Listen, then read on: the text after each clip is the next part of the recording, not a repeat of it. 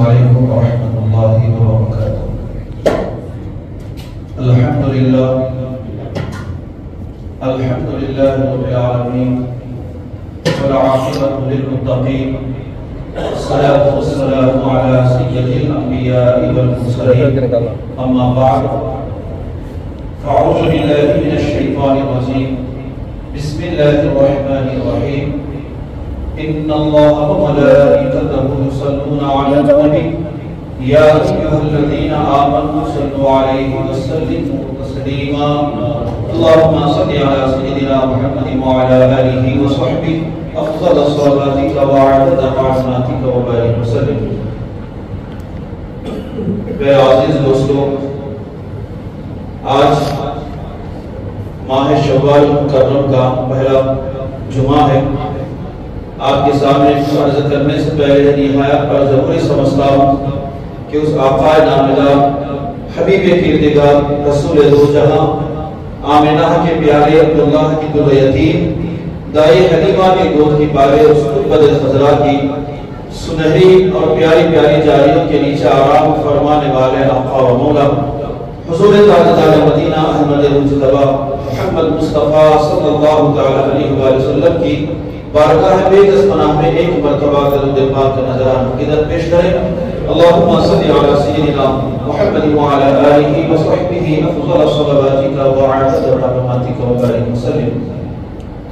صلو علیہ الصلاۃ والسلام علیک یا سیدی یا حبیبی یا رسول اللہ صلی اللہ علیہ وسلم۔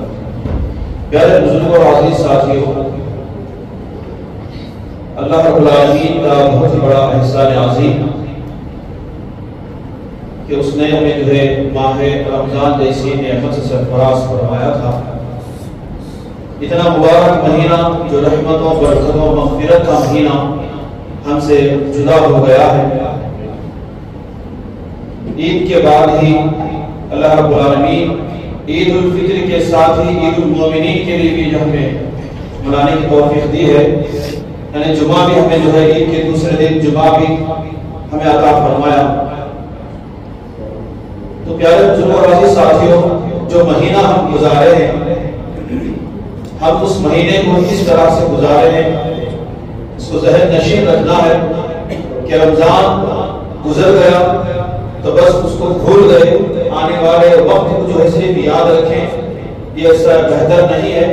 جو مہینہ ہم گزارے اس کو یاد رکھنا اس لیے ہے کہ تقوی اور پرہیزگاری کے ساتھ، عبادتوں کے ساتھ، نماز کی پابندی کے ساتھ، روزوں کے ساتھ، نمازوں کے ساتھ ہم اس مہینے کو گزارے ہیں۔ تو اس مہینے کو ہم جس طرح سے گزارے ہیں وہ مہینہ گزر تو گیا ہے، لیکن ہمارے حالات میں تبدیلی کہاں تک ہے ہمیں وہ غور و فکر کرنا ہے کہ صرف رمضان کے بعد اس طرح سے ہم رمضان میں وقت گزارے، عبادتوں کے لیے جیسا ہم نے جو ہے وقت نکالا تھا، نمازوں کے لیے جس طرح سے ہم نے پابندی کی تھی، اسی پابندی کو ہمیں برقرار رکھتے ہوئے جو ہے آئندہ کے دنوں میں ہمیں گزارنا ہے، آئندہ کے مہینوں کو ہمیں گزارنا ہے۔ بڑے خوش نصیب ہیں وہ اشخاص، اللہ کے وہ بندے بڑے خوش نصیب ہیں جن کے جو ہے رمضان کے مکمل روزے گزرے ہیں، اللہ قبول فرمائے۔ لیکن ان روزے داروں کو جو ہے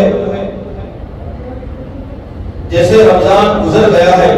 اس کے بعد ان روزے داروں کو چاہیے کہ شوال کے بھی 6 روزے کو رکھیں۔ شوال کے جو 6 روزے ہوتے ہیں یہ بہت ہی فضیلت والے ہوتے ہیں، ویسے تو یہ نفل روزے ہیں، شوال کے جو 6 روزے ہیں یہ نفل روزے ہیں، لیکن جو رمضان کے مکمل روزے رہے ان کے لیے حضور پاک صلی اللہ علیہ وسلم کا ارشاد گرامی ہے کہ جو بندہ، جو مسلمان رمضان کے مکمل روزے رکھنے کے بعد یہ 6 روزے جو رکھتا ہے، شوال کے 6 روزے، اس کو پورے سال روزے رہنے کا ثواب ہے۔ رمضان کے روزوں کے بعد جو 6 روزے رہتا ہے اس کو پورا سال 365 دن روزے رکھنے کا ثواب اسے ملتا ہے۔ سبحان اللہ، سبحان اللہ۔ اور یہ 6 روزے ایسا نہیں ہے کہ عید کے ساتھ ہی جو 6 دن گزرتے ہیں مکمل، حضور پاک صلی اللہ علیہ وسلم نے ارشاد فرمایا کہ شوال کے مہینے میں 6 روزے، آپ چاہے تو کنٹینیو رہے یا چھوڑ پکڑ کر کے رہیں، 2 روزے رہیں یا پھر چھوڑ دیں، 1 روزہ رہیں، چھوڑیں، آپ کی مرضی ہے، لیکن مہینہ شوال کا ہو، شوال کے مہینے میں وہ 6 روزے مکمل کریں۔ دیکھیں ایک ساتھ روزے رہنا 30 روزے جو رہا ہے تو 6 روزے کوئی بڑی بات نہیں، 30 روزے رہنے کی جس کو عادت ہو گئی ہے تو ساتھ ہی ساتھ 6 روزے بھی اگر رہ لے، زندگی دی ہے اللہ نے تو 6 روزے بھی مکمل جب ہو جائیں گے تو 365 دن روزے رکھنے کا آپ کو اللہ ثواب دیتا ہے، سبحان اللہ۔ تو یہ 6 روزے کا اہتمام، لیکن جس کی کسی مجبوری کے تحت رمضان میں روزے اللہ نہ کرے چھوٹے ہوں تو انہیں چاہیے کہ پہلے وہ روزوں کو سزا کریں۔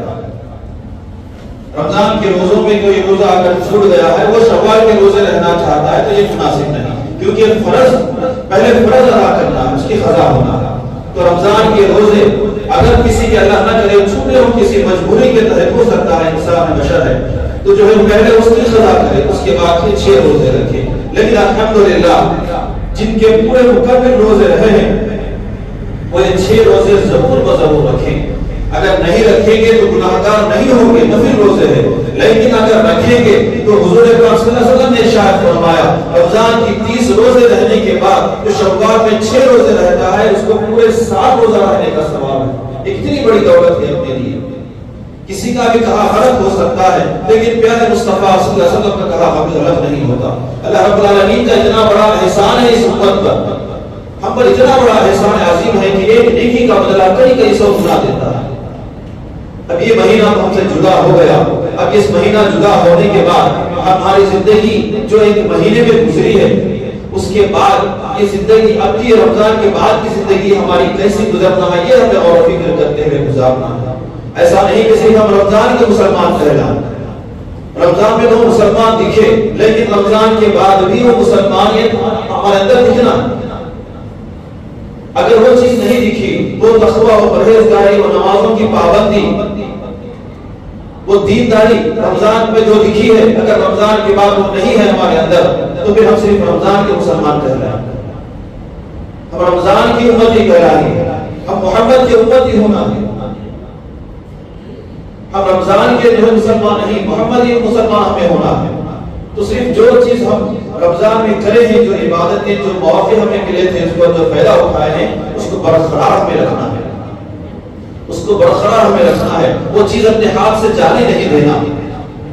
اب جو حالت ہماری رمضان سے پہلے گزری تھی، رمضان میں اچھی گزری، رمضان کے بعد پھر وہی حالت میں ہم آ گئے تو پھر رمضان مسلمان ہی کہیں گے۔ ہم رمضان مسلمان نہیں بلکہ جو ہے سچے اور پکے امتی ہمیں بن کے رہنا ہے۔ ہاں اتنی پابندی جو رمضان میں ہوئی تھی اتنی زیادہ پابندی نہیں ہو سکتی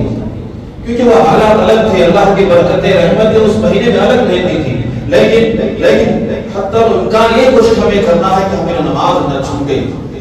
ہمارے ذکر و اذکار نہ چھوٹے، ہم نے رمضان کا اہتمام دیکھیں۔ عبادت میں جو ہے لذت جبھی آتی ہے، عبادت میں وقت جبھی ملتا ہے جب ہم نیت کرتے ہیں۔ رمضان آتا ہے تو سب سے پہلے ہم اپنے آپ کو تیار کرتے ہیں کہ رمضان آتا ہے، ہمیں قرآن بھی مکمل کرنا ہے، تراویح میں قرآن سننا بھی ہے، نمازیں بھی پوری طرح میں پڑھنا ہے، یہاں تک کہ ہم کوشش کرتے ہیں کہ تہجد بھی ہماری ہو۔ تو ہم پہلے سے نیت بناتے ہیں تو وہ کام اللہ آسان کر دیتا ہے۔ اب وہ ایک مہینے کے لیے ہماری نیت ہوتی ہے کہ صرف رمضان میں یہ کام کرنا ہے، یہ غلط ہے۔ یہ رمضان میں ہی نہیں، بعد رمضان کے بھی کرنا ہے، رمضان میں بہت زیادہ ثواب ہے، لیکن یہ کام مسلمان کے لیے رمضان کے بعد بھی، نمازیں تو ہر ہمیشہ فرض ہے، رمضان کے بعد بھی، ہاں روزے فرض نہیں ہے، روزوں کا کوئی معمول نہیں۔ رمضان کے بعد کے مہینوں میں اگر کوئی روزہ رہتا ہے بہت بڑا بڑی سمجھتے ہیں، کوئی روزہ رہے، کوئی پیر کا روزہ، کوئی جمعرات کا جمعہ کا مبارک روزہ بڑھ کے رہتا ہے، بہت بڑا وہی ہم تصور کرتے ہیں، عبادت گزار کے روزے دار، لیکن وہ رہنا ہمیں بھی ہے، روزوں کی عادت لینا، ہر پیر کو روزہ رہی، کیوں رہنا ہے پیر کو روزہ؟ حضور پاک صلی اللہ علیہ وسلم نے جو ہے پیر کے دن دنیا میں تشریف لائے تھے، ان کی ولادت کا دن ہے، ان کی خوشی میں، ان کی عشق میں ہمیں روزہ رہنا ضروری نہیں ہے، لیکن عشق جو ہے ظاہر کرنا ہے، اپنے دل کو جو ہے نور، اپنے دل کو نور سے منور کرنا ہے، اپنے دل میں اگر آقا کی محبت آنا ہے تو ایسی چیزیں ہم کرنا چاہیے، لیکن نماز نہ چھوڑنا۔ بس جیسے ہم رمضان سے پہلے اپنے آپ کو تیار کرتے ہیں کہ نماز نہیں چھوڑنا ہے، رمضان آ گیا، رمضان جو ہے ظہر اگر پڑھتے ہیں تو عصر کی نماز کا انتظار رہتا ہے کہ بھائی جو بھی کام ہے عصر سے پہلے، یہ وقت سے پہلے ہمیں کرنا ہے کیونکہ نماز اذان ہوتی ہے، ہمیں جانا ہے۔ تو جس طرح ہم رمضان میں اپنے آپ کو تیار کرے تھے، وہی تیاری اپنے اندر برقرار رکھنا ہے۔ انسان جب نیت کرتا ہے جیسا گمان رکھتا ہے تو اللہ ویسے ہی دیتا ہے. تو پہلے جو ہے اللہ کے اگر کرم ہوگا, اللہ کی جو ہے ہم پر کرم نوازش ہوگی تو ہم ضرور پڑھیں گے, اللہ کی توفیق ہوگی تو ضرور پڑھیں گے. نہیں, اللہ تو چاہتا ہے کہ میرا بندہ آئے, میرے سامنے سر ہو چکا ہے, وہ تو انتظار کرتا ہے, بخشش کے وہ بہانے ڈھونڈتا ہے, لیکن پہلے اس کے لیے ہمیں نیت کرنا ہے, اپنے آپ کو رمضان میں اس طرح تیار کریں گے, ویسا ہمیں تیار رکھنا ہے. اب ہم ایسا صرف رمضان کے اندر ہی پروگرام بنا رہے ہیں کہ بھائی رمضان آ رہا تو ہم ایسا کرنا ہے, ایسا کرنا ہے, بس رمضان وہ 30 دن یا 29 دن کے اندر ہم اپنا شیڈول بنا لیں. چاند نظر آنے کی دیر ہے, چاند جیسے ہی نظر آ گیا تو سب چیزیں پیچھے چھوڑ دیں. تو پھر اس کو رمضان مسلمان کہتے ہیں. ہم کو رمضان مسلمان نہیں ہونا ہے, ہم کو آقا کا سچا امتی ہونا ہے, ہم کو پکا مسلمان ہونا ہے. رمضانی مسلمان نہیں, محمدی مسلمان ہمیں ہونا ہے. تو جو ہے وہ جو چیزیں شکر ہم بنائے رکھے ہیں اس کو برقرار رکھنا ہے, کیونکہ ہماری نماز نہ چھوٹے, ہمیں پہلے یہ ذہن بنانا ہے. جس طرح ہماری پابندیاں ہوئی ہیں, جس طرح نمازوں کی پابندی ہماری ہوئی ہے, تہجد کی پابندی بھی ہم نے کی ہے. انشاءاللہ جیسا جیسا وقت اگر ملتا ہے تو تہجد بھی ہم ضرور پڑھیں گے. جیسا شکر ہمارا رمضان میں تھا اس کو لے کے چلنے کی کوشش کرنا.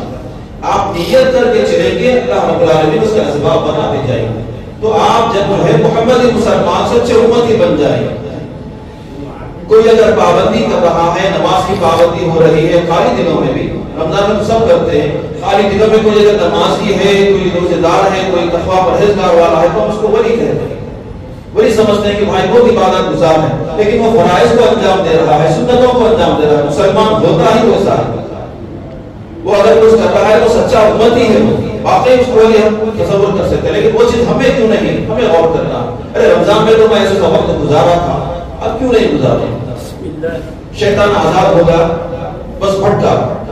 لیکن شیطان تو بعد میں بھٹکاتا ہوگا, پہلے تو ہم اپنی نیت نہیں کریں. اگر ہم اپنی نیت کو مضبوط کریں گے تو شیطان 40 قدم دور ہے. جس کے دل میں اللہ رسول کا خوف آ جاتا, اس کی محبتیں آ جاتی, تو شیطان اس کو بھٹکانے سے پہلے انہیں 40 بار سمجھتا, 40 قدم دور رہتا. پہلے اس سے پہلے اگر ہم نیت یہ کر لیں کہ بس جو پابندی تھی وہ رمضان میں تھی, اب ہو نہ ہو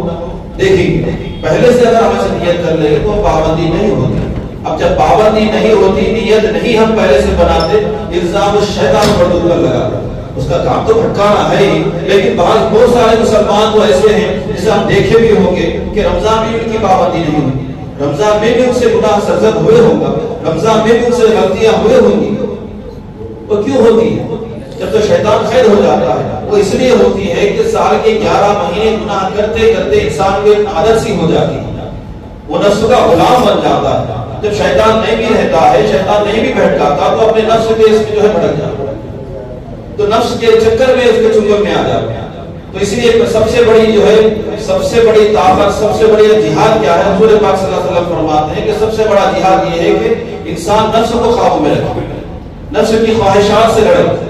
نفس کو لڑنا یہ سب سے بڑا جہاد ہے, نفس سے لڑنا. تو نفس کو اگر آپ قابو میں آپ رکھنا چاہ رہے ہیں تو پہلے اپنی نیت کو اچھا کریں, اپنے گمان کو کریں. انسان جیسا گمان کرتا ہے اللہ ویسا ہی دیتا ہے. اپنی سوچ چھوٹی ہے, تھوڑا سوچتے ہیں, لیکن کبھی بھی ہم سوچیں تو اللہ کے خزانوں کے, اللہ کے انعامات کے, اس کی طاقت کے حساب سے سوچنا ہے, ہم اپنی طاقت سے نہیں سوچنا. اگر ہم کسی سے پوچھیں کہ کیا بھائی آپ چاند میں جاتے ہیں کیا, کسی رکشہ چلانے والے سے, کسی مزدور سے پوچھیں کہ آپ چاند میں جانا چاہتے ہیں, وہ یہ بولتا کہ گاڑی خریدنے, گاڑی پہ چلنے کے لیے میرے پاس پیسے نہیں ہیں, آپ چاند میں جانے کی بات کریں. لیکن یہ الفاظ نہیں بولنا چاہیے اس کو, یہ الفاظ بولنا چاہیے کہ انشاءاللہ اللہ چاہے تو چاند کیا سورج میں بھی چلے جائے.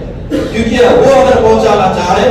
تو وہاں پر کسی پیسے کی دولت کی ضرورت نہیں رہی, تو اس کی طاقت تو ہے وہاں تک پہنچانے کی. تو انسان گمان ایسا رکھنا ہے, کیا بھائی آپ چاند میں جاتے کیا, اللہ چاہے تو چاند پہ کیا سورج میں بھی چلے جائے.